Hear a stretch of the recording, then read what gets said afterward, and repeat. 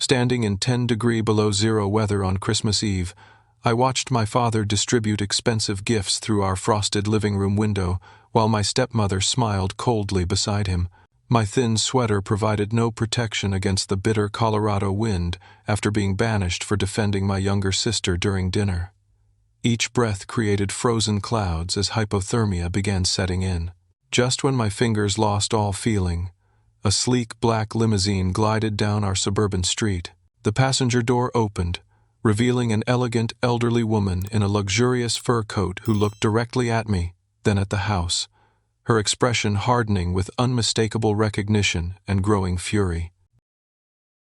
The woman stepped out of the limousine with surprising grace for someone her age, her silver hair perfectly styled despite the harsh weather. She approached me immediately, concern etched across her weathered but dignified features.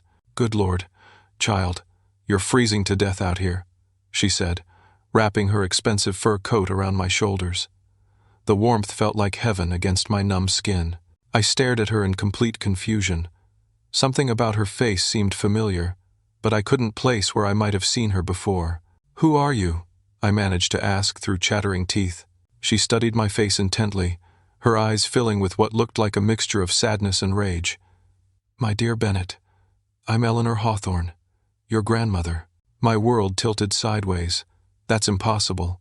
My grandmother died 3 years ago. I went to her funeral." Eleanor's expression hardened further. "I faked my death, child. I had to discover the truth about what was happening to my family." She gestured toward the house where my father was still handing out presents, and what I found disgusted me beyond words. Before I could process this revelation, a distinguished man in a chauffeur's uniform approached us. Eleanor introduced him as James, explaining he'd been her loyal driver for 20 years. "James has been helping me conduct surveillance on this household for months," Eleanor continued. "We've documented everything your father has done since my supposed death." She reached into her purse and pulled out a thick manila envelope. "Your father told everyone I died of a heart attack. He even held a funeral with a closed casket, claiming my body was too damaged for viewing. But I was very much alive, watching from Switzerland as he transformed into something monstrous. I couldn't believe what I was hearing." "Why would you fake your death?" "To test who truly loved me versus who simply wanted my money," Eleanor replied. "I own Hawthorne Tech Industries. $2 billion in assets, Bennett. Your father knew he was named in my will, but I wanted to see what kind of man he really was when he thought I was gone." She showed me photographs of our house, taken from various angles. "We've been watching him isolate your family from outside contact. The controlling behavior, the financial manipulation, the psychological abuse. James documented everything." James nodded grimly.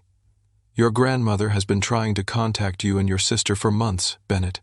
Your father intercepts every attempt." Eleanor's voice grew cold with fury.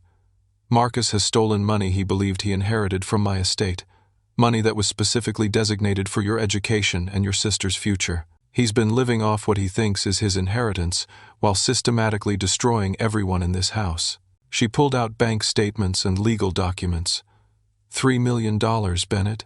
That's how much your father has taken from accounts he had no legal right to access. Money meant to ensure you could attend any college you chose." My hands shook as I looked at the evidence. Years of confusion suddenly made sense. The way my father controlled every aspect of our lives, the way he monitored our phone calls and internet usage, the way he exploded with rage whenever anyone questioned his decisions. "He's been opening your mail," Eleanor continued. "College acceptance letters, scholarship offers, job applications. We have proof he sabotaged your future at every turn." The limousine's interior light revealed more documents spread across the leather seats. Eleanor had been methodical in her investigation, building a case that would stand up in any court. "I've already contacted the FBI Financial Crimes Division," she said. "But first, I wanted to confront my son face to face, to give him one chance to explain himself before the authorities become involved." I looked back at the house, where my father was now helping my 16-year-old sister Sarah unwrap a gift. The scene looked so normal, so perfect from the outside, but I knew the truth that Eleanor had discovered. "He'll never admit to anything," I said. "He'll claim you're lying or that I'm making everything up." Eleanor smiled, but there was no warmth in it. "Oh, my dear child, I have evidence he can't dispute. Financial records, audio recordings, video surveillance. Your father has been very careless in his criminality." She stood up, adjusting her coat around my shoulders. "We're going inside together, Bennett. Tonight, Marcus faces the consequences of what he's done to this family." James opened the front door of the limousine and retrieved a briefcase. Eleanor took my arm gently but firmly. "Are you ready to reclaim your life?" she asked. Eleanor and I walked up the front steps to our house, her presence commanding despite her small stature. She didn't knock. Instead, she used a key I'd never seen before to unlock the door. "This house is still in my name," she explained quietly. "The deed was never legally transferred to Marcus." We entered the living room where my father was helping Sarah arrange her new art supplies. My stepmother, Patricia, looked up from organizing gift boxes, her face immediately draining of color when she saw Eleanor. My father froze completely. The expensive watch he was examining slipped from his hands and clattered onto the hardwood floor. "Hello, Marcus," Eleanor said calmly. "Surprised to see your mother alive?" The wine glass in my father's other hand shattered against the floor. He stared at Eleanor as if she were a ghost, his mouth opening and closing without sound. "This isn't possible," he finally whispered. "You're dead. I buried you."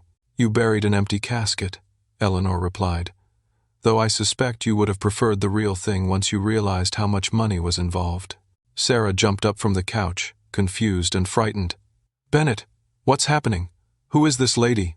"This is our grandmother," I said, my voice stronger than it had been in years. "The one Dad told us died." Patricia backed toward the staircase, clearly terrified by the unexpected confrontation. Eleanor noticed her movement and spoke gently. "Patricia, please don't be afraid. You're not in trouble here. You're a victim just like Bennett and Sarah." My father finally found his voice, though it came out as a harsh croak.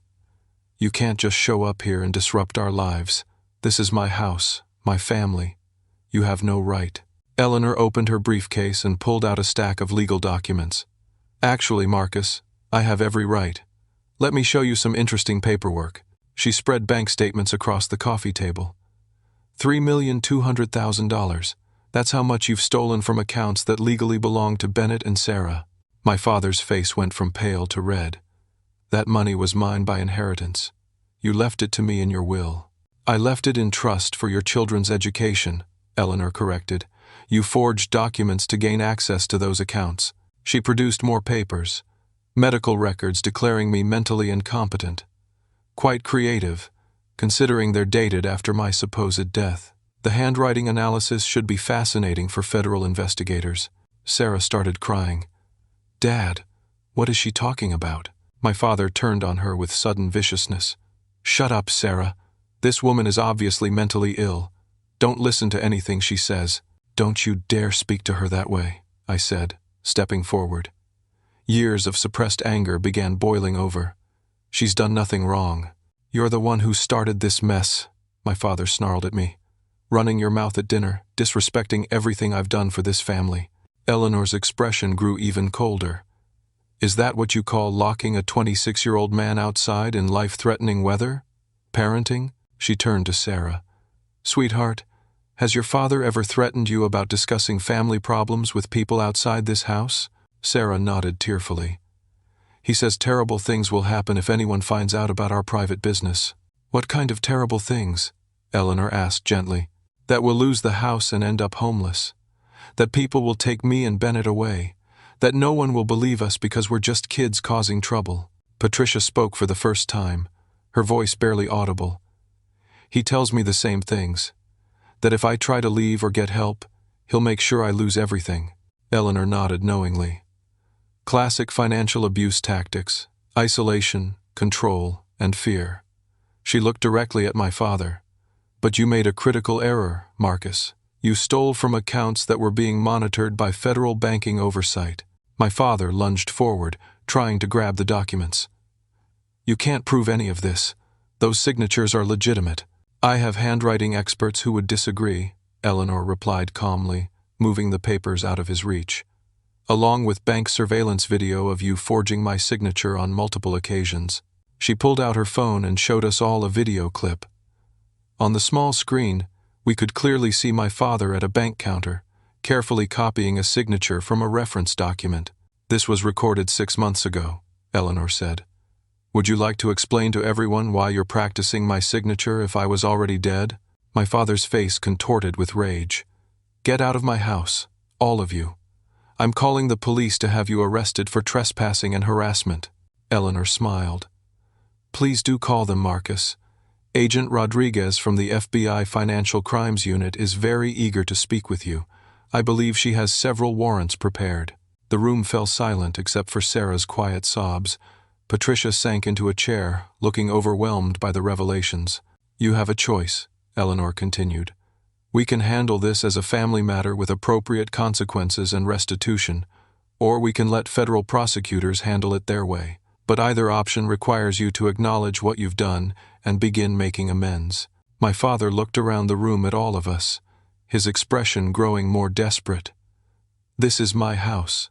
These are my children. You can't just waltz in here after 3 years and destroy everything I've built." "Everything you built was constructed on lies and stolen money," I said, finding courage I didn't know I possessed. "How many times did you tell me I was worthless? How many job applications did you sabotage? How many times did you make me believe I was the problem?" Eleanor placed a supportive hand on my shoulder. "Bennett, your father intercepted 17 college acceptance letters, including 4 full scholarships to prestigious universities." The weight of that revelation hit me like a physical blow. "What?" "MIT, Stanford, University of Virginia, and Carnegie Mellon," Eleanor listed. "All with full academic scholarships. All hidden from you because educated children are harder to control." My father's face twisted with something that might have been shame. Those schools would have filled his head with ideas, made him think he was better than his family. "No, Marcus," Eleanor said sadly. "You were afraid an educated son would recognize your abuse and find ways to escape it." She turned back to her briefcase and pulled out one final document. "This is the deed to this house. As I mentioned, it was never transferred to your name. You've been living in my property for 3 years, paying the mortgage with my money, and claiming ownership of something that was never yours." My father stared at the deed, his last defense crumbling. "You can't take our home. Where will we live? What about Sarah's school?" "Those are consequences you should have considered before committing multiple felonies," Eleanor replied. "But I'm not heartless, Marcus. I want this family healed, not destroyed. There are paths forward, but they all require honesty and accountability." She looked at each of us in turn. "The question is whether you're willing to face the truth or if you prefer to let federal investigators sort everything out." My father slumped into his chair, suddenly looking much older than his 48 years. The expensive gifts scattered around the room seemed to mock him now that everyone knew they were purchased with stolen money. "What do you want from me?" he asked quietly. "The truth," Eleanor said simply. "All of it. Starting with where you've hidden the rest of my money and ending with a genuine apology to your children for the damage you've inflicted." Before my father could respond, the doorbell rang. Eleanor checked her watch and nodded to James, who went to answer it. Moments later, a tall man in his 50s entered the living room, carrying a thick leather portfolio. "Everyone, this is David Sullivan," Eleanor announced. "He's a former police detective who now works as a private investigator. David has been gathering evidence about this family's situation for the past 8 months." David set his portfolio on the coffee table and opened it, revealing dozens of photographs, documents, and what appeared to be medical records. "Mrs. Hawthorne," David said formally, "I've completed the background investigation you requested. The findings are quite disturbing." He pulled out a medical report with Patricia's name on it. "Mrs. Patricia Hawthorne has been unknowingly consuming lorazepam for approximately 18 months. Blood tests we conducted last week show therapeutic levels of the medication in her system." "What's lorazepam?" Sarah asked. "Anti-anxiety medication," David explained. "It causes drowsiness, confusion, and memory problems when taken regularly. Someone has been mixing it into Mrs. Patricia's food or drinks." Patricia stared at the medical report in shock. "That's impossible. I don't take any medications." David showed her photographs of her coffee maker. "We tested residue from your personal coffee mug. Lorazepam powder was mixed into your coffee grounds every morning for over a year." My father had gone completely white. You can't prove I had anything to do with that. Actually, we can, David replied calmly. He produced a pharmacy receipt. This prescription was filled using your driver's license and your credit card. The dosage matches exactly what Mrs. Patricia has been consuming. Eleanor's expression was grim. Patricia, do you remember feeling confused or unusually tired over the past year and a half? Patricia nodded slowly. I thought it was stress from Marcus's behavior. I kept forgetting things, feeling dizzy. I couldn't think clearly enough to make any major decisions. That was the point, David said. Lorazepam is commonly used in cases of domestic abuse to keep victims compliant and unable to seek help. He turned to the next section of his portfolio. But that's not the most serious discovery we made. David pulled out legal documents with official court seals. Bennett, your biological mother Jennifer didn't abandon this family as you were told. My world stopped. What do you mean? Your father filed false domestic violence charges against Jennifer 5 years ago, David explained. Court records show she was forced to leave the state under a restraining order that he obtained through perjured testimony. He showed me copies of police reports. Jennifer Caldwell was accused of drug possession, child endangerment, and assault. All charges were later dropped when evidence proved they were fabricated, but by then the custody arrangement was already established. Eleanor's voice was gentle but clear. Your mother has been living in Oregon, working as a registered nurse. She's been trying to contact you and Sarah through my estate lawyers for 3 years. David pulled out a stack of envelopes, all addressed to me and Sarah at Eleanor's supposed address. Jennifer has written to you every month since she left. 163 letters that your father intercepted and destroyed. My hands shook as I looked at the return address. She's been trying to reach us this whole time? She's also been sending child support payments, David continued. $1,200 every month, deposited into an account your father controls. Money that was supposed to help with your expenses but was instead used for his personal spending. Sarah burst into fresh tears. I thought Mom didn't love us anymore. Dad said she chose drugs and some other man over her family. David's expression softened. Your mother has been clean and sober for 6 years, Sarah. She works at Portland General Hospital and has an excellent reputation. She never stopped fighting for the right to contact her children. My father finally exploded. Jennifer was a drug addict who couldn't take care of her own children. Everything I did was to protect this family from her influence. The drug charges were planted evidence, David said firmly. We have testimony from the arresting officer admitting he was paid to file false reports. The officer is currently facing his own federal charges for corruption. Eleanor opened another section of David's portfolio. There's more, Bennett. Your father has been systematically sabotaging your employment opportunities for years. David showed me printed emails from various companies. 47 job applications you submitted online. Your father accessed your email account and sent withdrawal letters to each employer, claiming you were no longer interested in the positions. That's why I never heard back from anyone, I realized. I thought there was something wrong with me. There's nothing wrong with you, Eleanor said firmly. Your father created fake social media accounts using your name and posted inflammatory content designed to make you unemployable. David showed me screenshots of Facebook and Twitter accounts I'd never created, all containing racist and offensive content posted under my name. We've traced the IP addresses back to this house, David said. Everything was posted from your father's computer while you were at work or sleeping. Patricia stared at my father with growing horror. Marcus, how could you do this to your own son? He needed to learn respect and responsibility, my father said defensively. Giving him too much independence would have ruined him. This isn't about independence, I said, anger building in my chest. This is about control. You wanted to keep me trapped here so you could continue stealing Eleanor's money. David pulled out financial records. Your father has been gambling heavily for the past 2 years. Sports betting, online poker, casino trips to Black Hawk. He's lost approximately $800,000 of the money he stole from your trust funds. Eleanor's face hardened. That explains the desperation. Marcus wasn't just stealing for luxury. He was covering massive gambling debts. The situation gets worse, David continued. Marcus owes money to several loan sharks in Denver.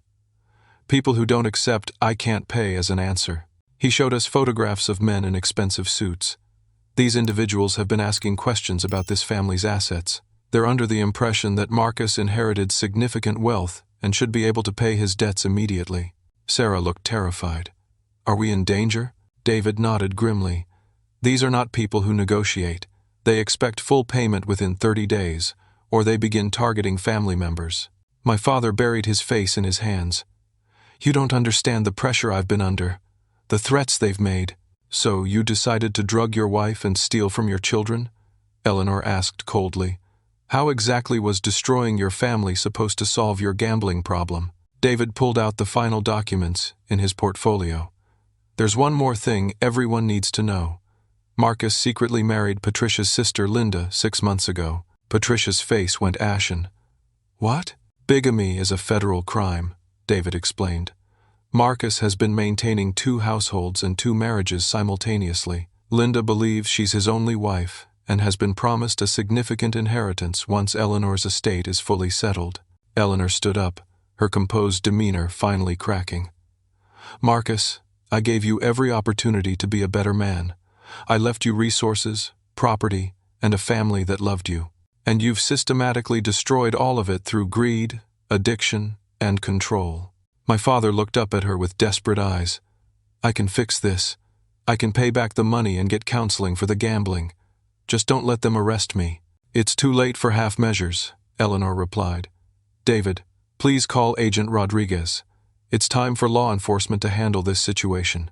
David reached for his phone, but before he could dial, we heard car doors slamming outside. Through the window, I could see several black SUVs parked in front of our house. It appears Agent Rodriguez has arrived, Eleanor said calmly. My father jumped up from his chair. I need time to think. I can't go to prison. My life will be over. Your life as a criminal will be over, Eleanor corrected.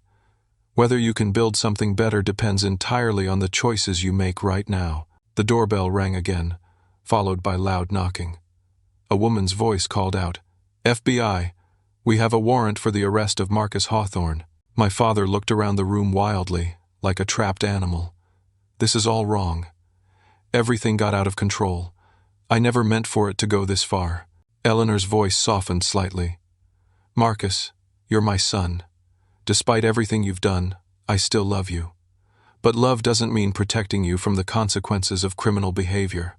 Agent Rodriguez entered the living room with 2 other FBI agents, all wearing bulletproof vests. She was a woman in her 40s with short black hair and a professional demeanor. Marcus Hawthorne, you're under arrest for bank fraud, identity theft, and conspiracy to commit wire fraud, Agent Rodriguez announced. You have the right to remain silent. As the agents moved to handcuff my father, he suddenly broke away and ran toward his office at the back of the house. Stop right there, Agent Rodriguez shouted, but my father slammed the office door behind him. We heard the sound of furniture being moved, like he was barricading himself inside. I have weapons, my father yelled from behind the door. And explosives. Everyone needs to leave the house immediately or people are going to get hurt. Agent Rodriguez immediately radioed for backup. We need the bomb squad and SWAT team at this location. Suspect claims to have explosive devices. Eleanor pulled Sarah and Patricia toward the front door. Everyone outside. Now. As we evacuated the house, I couldn't help thinking that this nightmare was far from over. My father had just escalated a bad situation into something potentially deadly. Within 20 minutes, our quiet suburban street had been transformed into a federal crime scene. SWAT vehicles blocked both ends of the road, while neighbors gathered behind police barriers, trying to understand why armed agents had surrounded our house. Agent Rodriguez established a command post in an FBI mobile unit parked across from our front door. Eleanor, Sarah, Patricia, and I waited inside while negotiators attempted to communicate with my father. Marcus, we need you to come out peacefully, a negotiator called through a bullhorn. No one wants to see anyone get hurt tonight. My father's voice came back, muffled through his office window. I want $50 million in cash and a helicopter to take me out of the country. Otherwise, I'm going to blow up this entire house. Agent Rodriguez looked at Eleanor grimly. Does your son actually have access to explosives? I have no idea, Eleanor replied. At this point, Marcus is clearly desperate enough to try anything. David Sullivan had been coordinating with the FBI team, sharing all his investigative materials. "Agent Rodriguez, there's something else you need to know about Marcus's situation." He pulled out his phone and showed her a series of text messages. "We intercepted these communications between Marcus and Linda Patterson, Patricia's sister, who he secretly married." Agent Rodriguez read the messages aloud. "We're almost ready to execute the final phase. Once Eleanor and Patricia are declared legally dead, I'll inherit everything and we can disappear together." Patricia gasped. "Linda knew about this plan?" "It gets worse," David continued. "Linda has been living in a secret apartment downtown that Marcus pays for with stolen money. She's been helping him research how to fake accidental deaths." He showed us photographs of the apartment, including a bulletin board covered with news articles about inheritance, fraud, and suspicious deaths. "They've been planning this for 8 months, David explained. Marcus was going to stage Eleanor's second death and make Patricia's death look like an accident or suicide. Eleanor's expression remained calm, but I could see anger burning in her eyes. "How far along was this plan?" "Very far," Agent Rodriguez replied, looking through David's files. "We found contracts with a crematorium in Nevada and prepaid funeral arrangements in Patricia's name." Sarah started crying again. "They were going to kill Mom?" Agent Rodriguez nodded gravely. "The evidence suggests your father and Linda were planning to murder both Eleanor and Patricia to claim insurance money and inheritance funds." Before anyone could respond, we heard another vehicle arriving. A white sedan pulled up, and a woman in her 30s stepped out.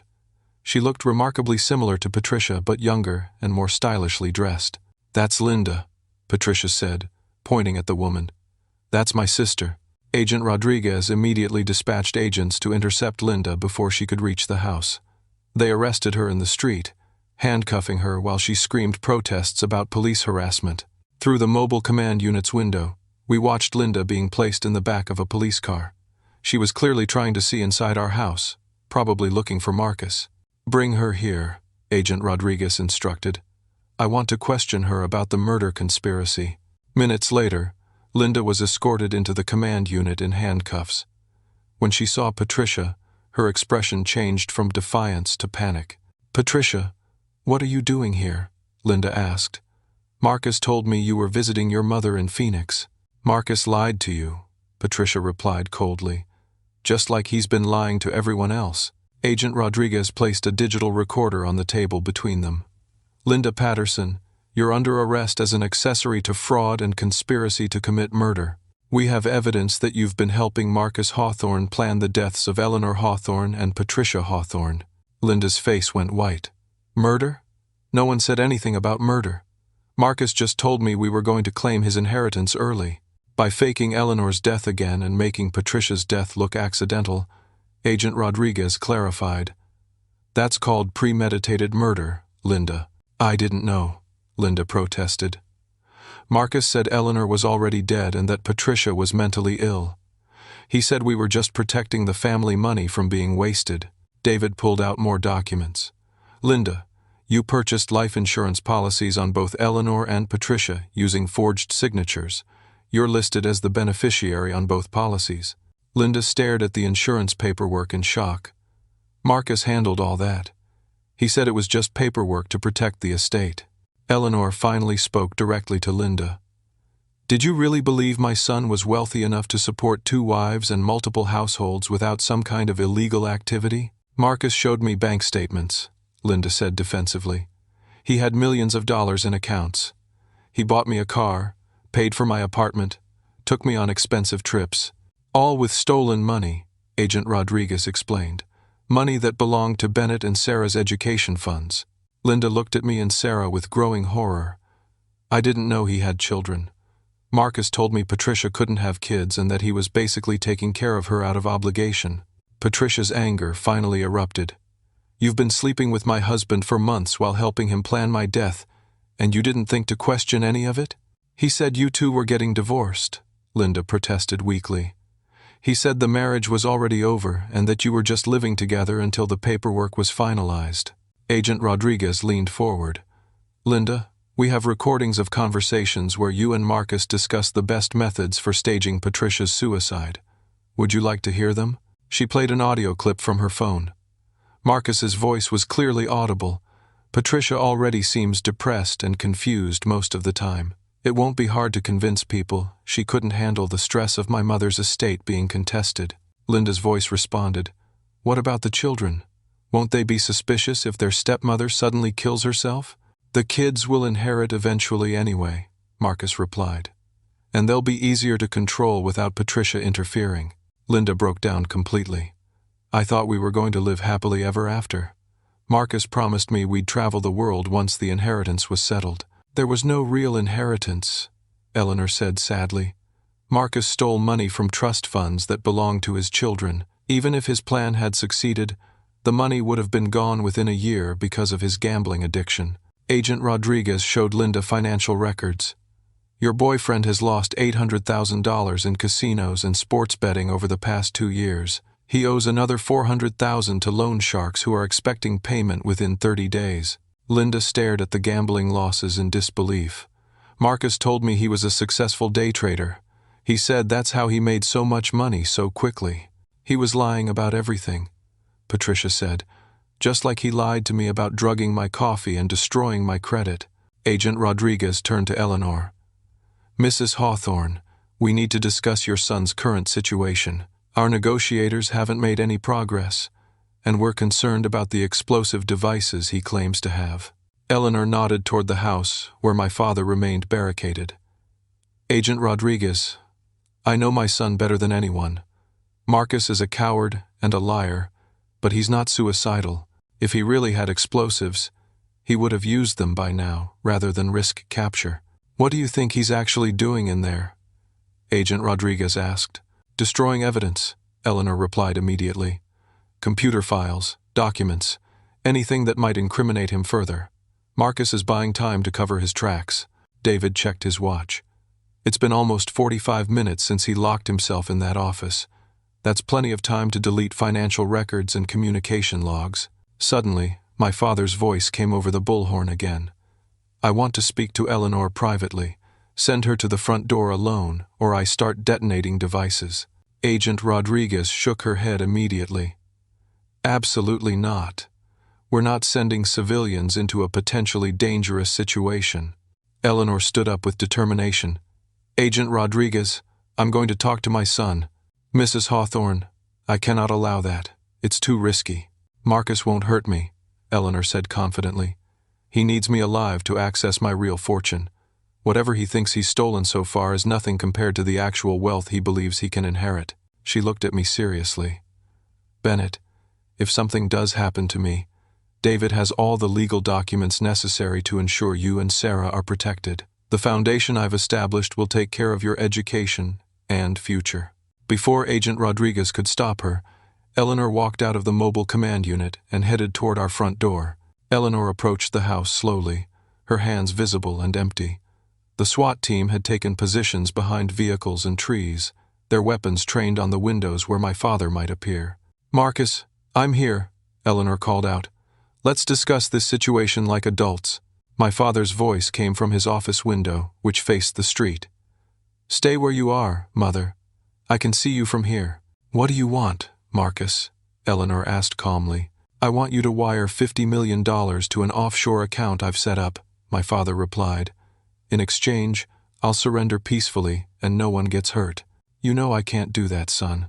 Apart from the logistics, you've committed serious crimes that have to be addressed through the legal system. Then people are going to die tonight, my father shouted. Starting with Sarah if anyone tries to storm this office. My blood ran cold. Sarah grabbed my arm, terrified by the direct threat against her life. Agent Rodriguez spoke into her radio. All units hold position. Do not advance on the house. Eleanor's voice remained steady. Marcus, Sarah is your daughter. You don't want to hurt your own child. She's not my real daughter, my father replied coldly. None of them are real family. You're the only one with actual value because you control the money. I felt sick hearing him dismiss Sarah so casually. She'd always tried to defend him, believing he loved her despite his controlling behavior. That's not true and you know it, Eleanor said firmly. You love your children, Marcus. Your problem is that you don't know how to separate love from control. Love doesn't pay gambling debts, my father shot back. Love doesn't keep dangerous men from threatening to break your legs. I need cash, Mother, not family therapy. Agent Rodriguez received a report through her earpiece and turned to David. Our bomb squad has examined the exterior of the house with remote cameras. They don't detect any explosive devices near the windows or doors. Marcus is bluffing, David said confidently. He's trying to buy time for something else. Suddenly, we heard the sound of engines approaching from the opposite direction. 3 black SUVs with tinted windows drove slowly down our street, stopping just outside the police barriers. Several men in expensive suits got out of the vehicles, and Agent Rodriguez immediately dispatched officers to intercept them. "Those are the loan sharks," David whispered. "Marcus's gambling creditors." One of the men, a large individual with gold chains around his neck, pushed past the police barriers and walked directly toward the FBI command post. "I need to speak with whoever's in charge here," the man said in a heavy Russian accent. "My name is Viktor Petrov, and I have business with Marcus Hawthorne." Agent Rodriguez stepped forward. "Mr. Petrov, this is an active federal crime scene. You need to leave immediately." "Marcus owes my organization $400,000, Victor replied. "Payment was due yesterday. If he cannot pay, we have alternative collection methods." "Are you threatening violence against a suspect in federal custody?" Agent Rodriguez asked. Victor smiled, but there was no warmth in it. "I'm simply explaining that Marcus has obligations beyond whatever legal troubles he's experiencing. Obligations that don't disappear because of arrest warrants." Eleanor overheard this conversation and turned away from the house. "Mr. Petrov, I'm Eleanor Hawthorne, Marcus's mother. Perhaps we can discuss a resolution to this debt situation." Victor studied Eleanor appraisingly. "You're the dead billionaire grandmother we heard about. I'm very much alive, as you can see, and I'm prepared to negotiate payment of my son's gambling debts in exchange for guaranteed safety for this family." "The debt has grown with interest and penalties," Victor said. "Total amount owed is now $600,000. Eleanor didn't flinch. "That can be arranged. But I need assurances that no harm will come to any family members, regardless of what happens to Marcus." Agent Rodriguez interrupted. "Mrs. Hawthorne, you cannot negotiate with criminal organizations. This conversation needs to end immediately." Victor ignored her. "Mrs. Hawthorne, your son has been claiming for weeks that he would inherit billions when his mother's estate was finalized. If this is true, 600,000 should not be a problem."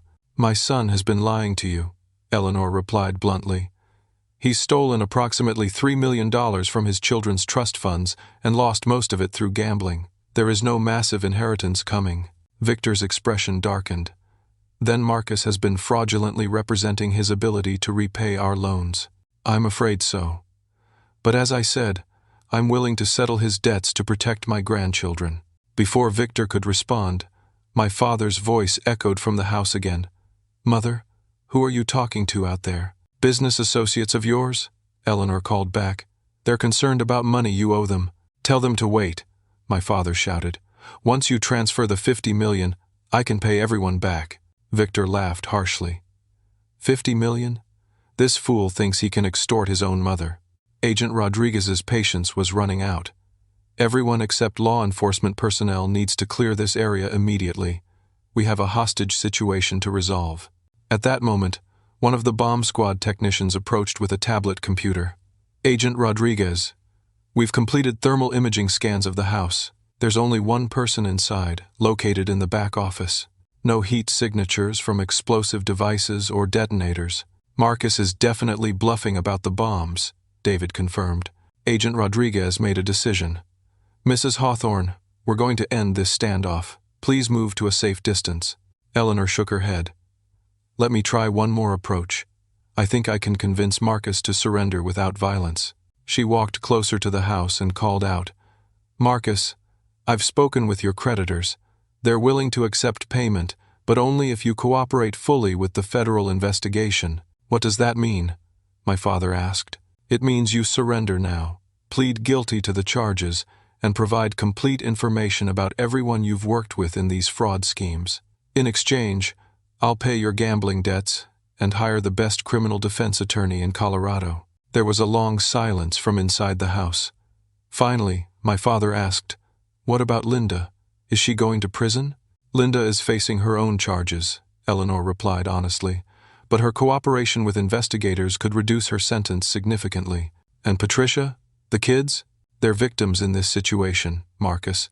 They'll receive counseling and support to rebuild their lives. Sarah will attend the best private school in Denver, and Bennett will finally get the college education you stole from him. Another long pause. What about me? How long will I be in prison? That depends on many factors, Eleanor said. But I promise you'll have excellent legal representation and family support throughout the process. And, when you're released, there will be opportunities for redemption if you genuinely change your behavior. Agent Rodriguez spoke into her radio. All units prepare for suspect surrender. Target may be exiting the building voluntarily. We heard furniture being moved inside the office, followed by the sound of a door opening. My father appeared in the front doorway, his hands raised above his head. He looked exhausted and defeated.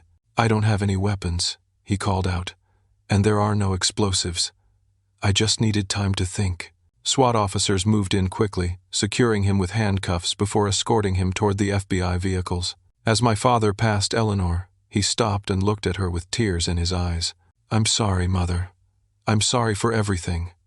I never meant for it to go this far. Eleanor reached out and touched his face gently. I know you didn't, Marcus, but sorry isn't enough anymore. You have to do the work to make amends.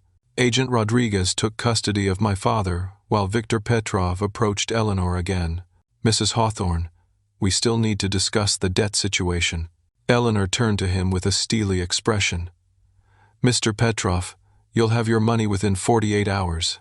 But if I ever discover that you or your associates have threatened my family again, you'll find that I have resources that make your organization look like a neighborhood bingo game. Victor studied her for a moment, then nodded respectfully. Understood. We appreciate your professionalism in resolving this matter. As the Russian men drove away, and my father was loaded into an FBI vehicle, I realized that the immediate crisis was over. But looking at Sarah's tear-stained face and Patricia's shocked expression, I knew that healing our family was going to be a much longer and more difficult process. 3 weeks later, I sat in Eleanor's Denver law office, still processing everything that had happened on Christmas Eve. My father was in federal detention, awaiting trial. Linda had agreed to cooperate with prosecutors in exchange for a reduced sentence, and our family was beginning the long process of rebuilding our lives. Eleanor had been remarkably thorough in addressing every aspect of the damage my father had caused. She'd hired a team of attorneys, counselors, and financial advisors to help Patricia, Sarah, and me navigate the aftermath of years of psychological and financial abuse. Bennett, there's something important I need to discuss with you, Eleanor said, pulling out a thick legal document, something I haven't told anyone else yet. I looked at the papers she placed in front of me. They appeared to be some kind of trust or estate documents. What is this? I asked. Eleanor sat down across from me, her expression serious but warm. A confession, in a way. I've been manipulating this situation far longer than anyone realizes. I felt a chill of unease. What do you mean? My death wasn't just staged to test Marcus, Eleanor explained. It was part of a comprehensive plan to save him from destroying himself and everyone around him. She opened to a specific page in the document. I hired actors to pose as gambling associates and loan sharks. The Russian men you met, the threats against our family, the escalating debts. All of it was carefully orchestrated to force Marcus into a position where he would have to face consequences for his behavior. I stared at her in shock. Victor Petrov wasn't real? Oh, he's real, Eleanor said with a slight smile. But he works for a private security company I've used for years. Very good actor, actually. Former KGB, so he has the appropriate background for the role. My mind reeled as I processed this revelation. So Dad was never actually in danger from loan sharks? Marcus was in danger, but from his own choices and criminal behavior, Eleanor clarified. The gambling debts were real, Bennett. I simply controlled the collection methods to ensure no one was actually harmed. She pulled out more documents. I've been funding rehabilitation programs for white-collar criminals for 15 years. I know what works and what doesn't when it comes to helping people like Marcus change their lives. Why didn't you just confront him directly 3 years ago? I asked. Because he would have denied everything and found better ways to hide his criminal behavior, Eleanor replied. I needed Marcus to reveal the full extent of what he was doing. Not just the financial crimes, but the psychological abuse, the systematic control, the willingness to harm innocent people. She showed me surveillance photos I'd never seen before. My investigators have been protecting this family for years, Bennett. We prevented 3 attempts by real criminals to target Marcus for his supposed wealth. We intercepted attempts by actual dangerous people to kidnap Sarah for ransom money they believed Marcus possessed. I looked at the photos showing men with weapons near our house. These were real threats? Very real. Marcus's lies about inheriting billions created genuine danger for everyone in this household. My security team has been working around the clock to keep all of you safe while building a case that would hold up in federal court. Eleanor opened another section of the legal documents. There's something else you need to know about your inheritance. She showed me financial statements that took my breath away. The numbers were staggering. $2.7 billion, Eleanor said simply. That's the current value of Hawthorne Tech Industries and associated investments, and as of today, you are the sole beneficiary of everything. I couldn't speak. The amount of money was beyond anything I could comprehend. But there's a condition, Eleanor continued. You must personally oversee Marcus's rehabilitation and reintegration into society. You'll have complete authority over his treatment program, his living arrangements after prison, and his access to family relationships. She pulled out one final document. This is a contract that gives you legal guardianship over Marcus's future. He's agreed to submit to whatever conditions you establish for his recovery process. Why would you put me in charge of that? I asked. Because you're the only person who truly understands both his potential for good and his capacity for harm, Eleanor explained. Patricia deserves to rebuild her life without having to manage Marcus's recovery. Sarah needs to focus on her education and healing from years of psychological manipulation. She leaned forward, her eyes intense with purpose.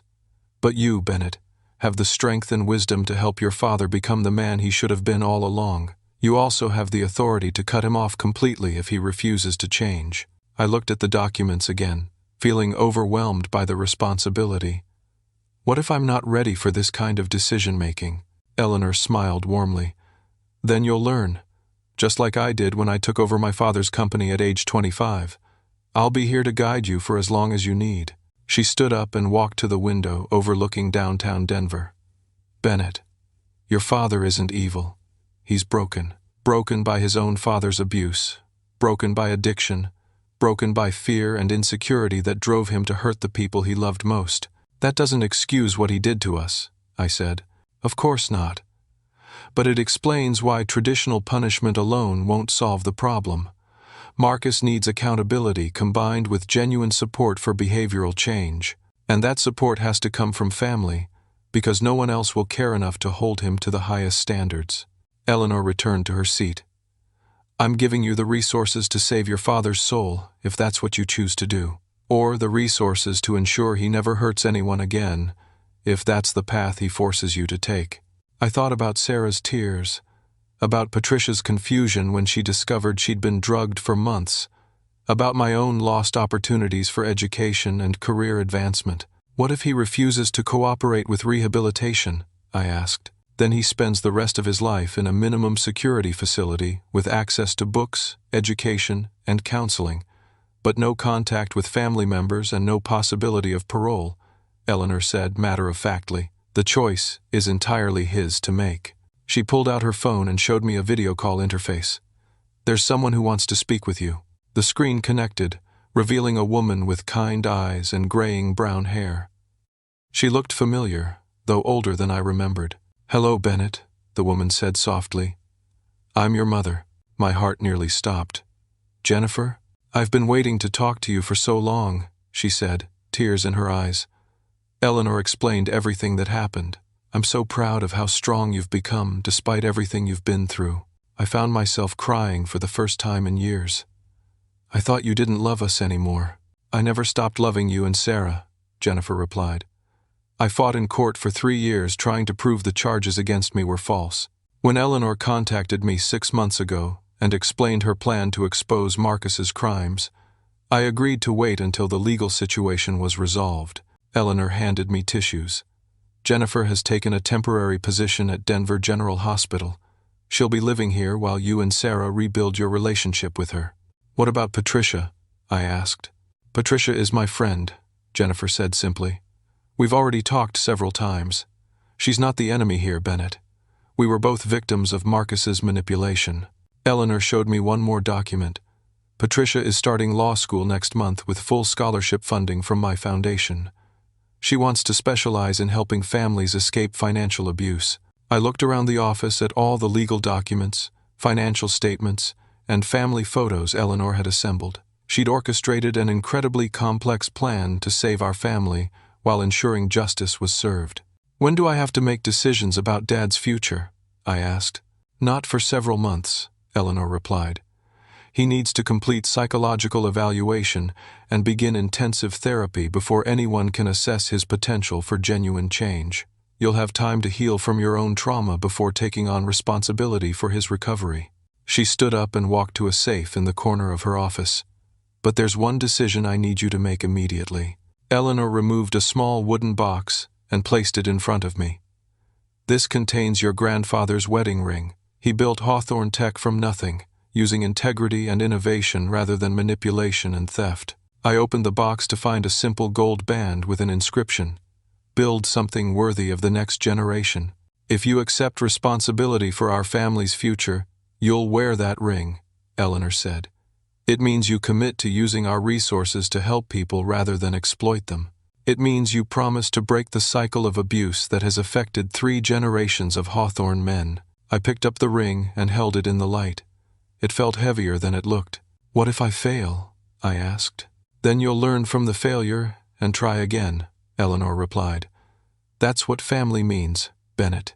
We support each other through mistakes while holding each other accountable for growth. I slipped the ring onto my finger. It fit perfectly. I accept the responsibility, I said. Eleanor smiled with genuine pride. Then let's get started.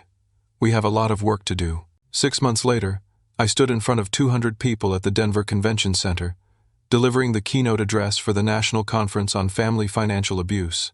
The audience included social workers, attorneys, law enforcement officers, and survivors of economic domestic violence.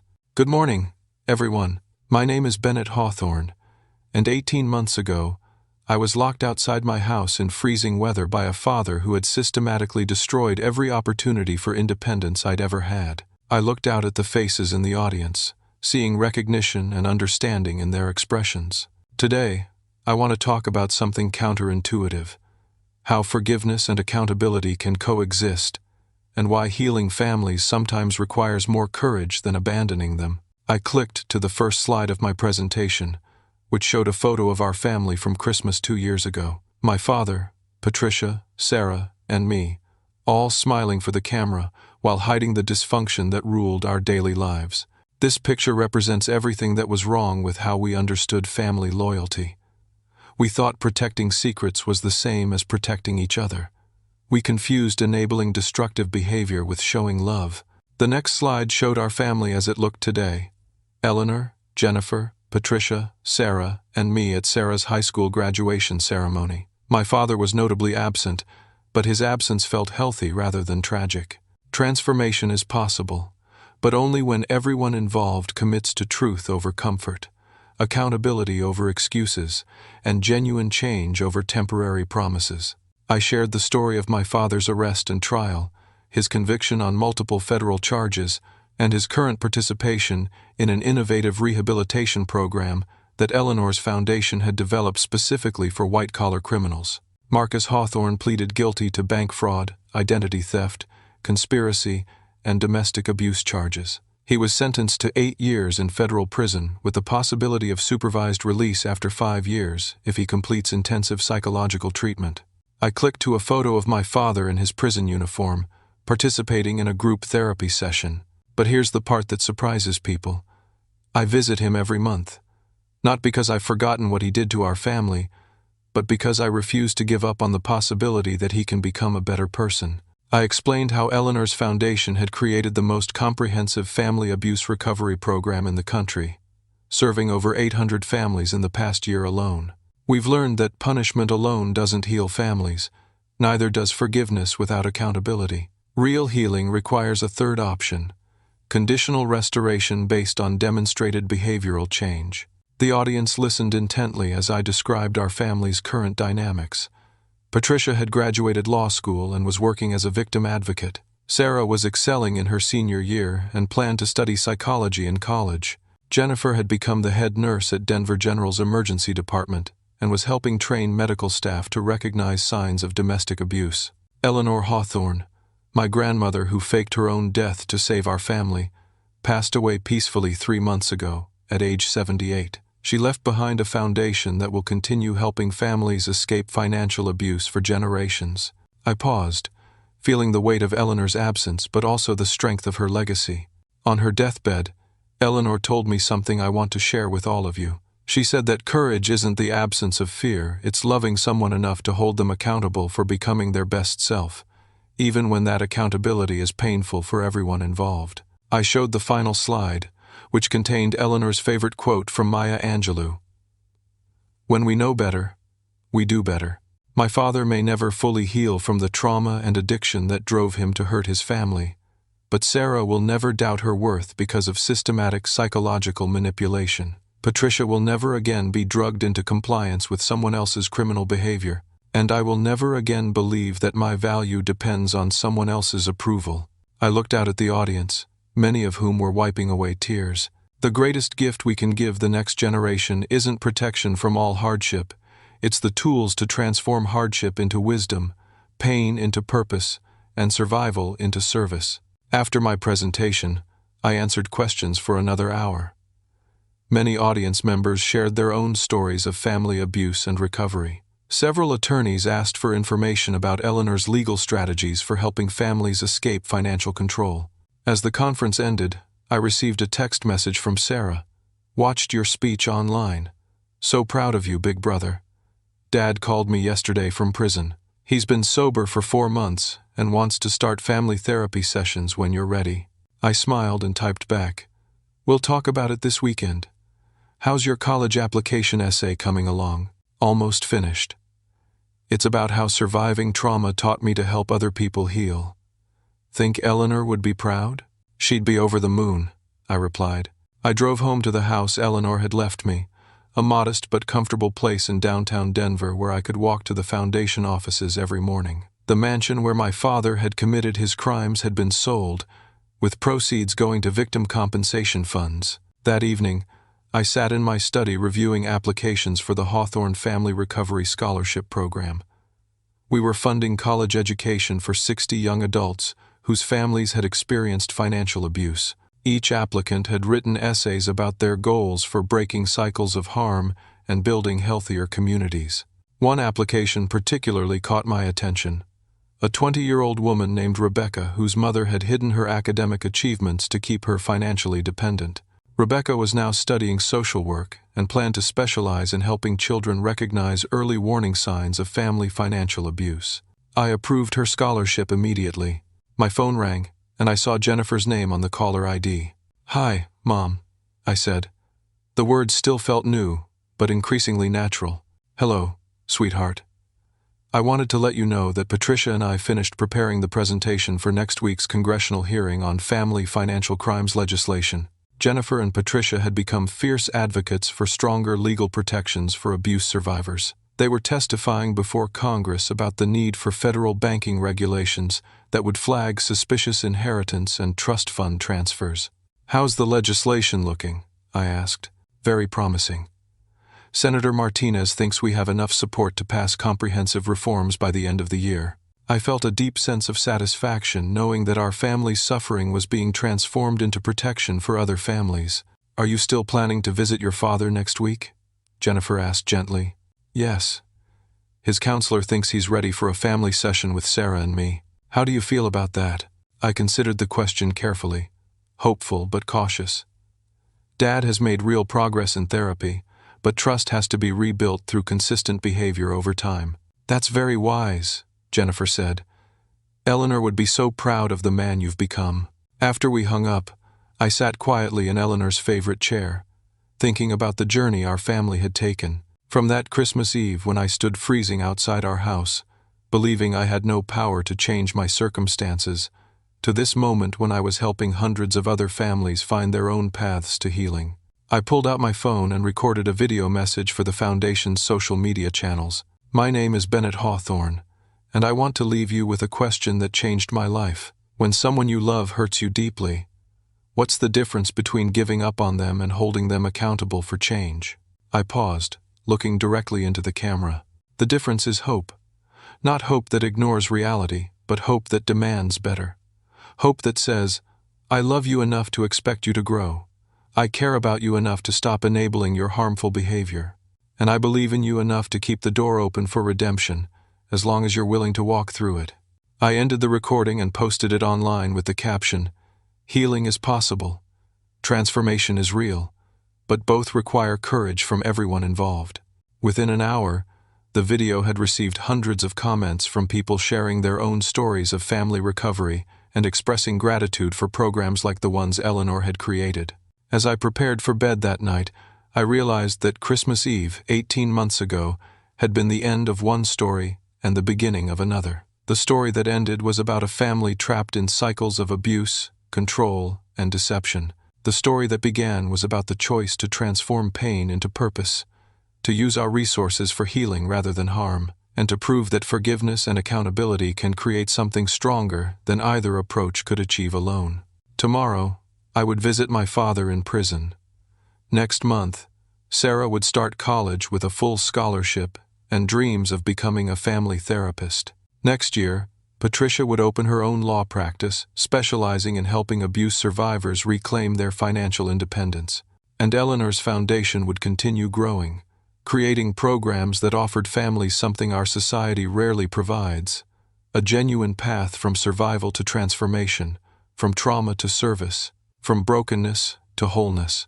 I looked at my grandfather's ring, remembering Eleanor's words about building something worthy of the next generation. For the first time in my life, I felt truly worthy of wearing it. The greatest inheritance isn't money, it's the courage to break cycles of harm and the wisdom to help others do the same.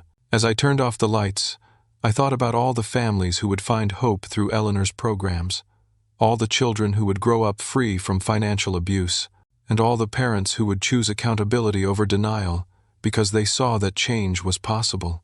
Some stories end with revenge. Some end with forgiveness. The best stories end with transformation that helps the next person who faces the same struggle. That's the legacy Eleanor left us. That's the legacy I choose to continue. And that's how one family's worst night became the foundation for thousands of families' best futures. I have a question for you. Think about a time when someone you cared about hurt you deeply. What would have needed to happen for that relationship to heal in a way that made everyone stronger?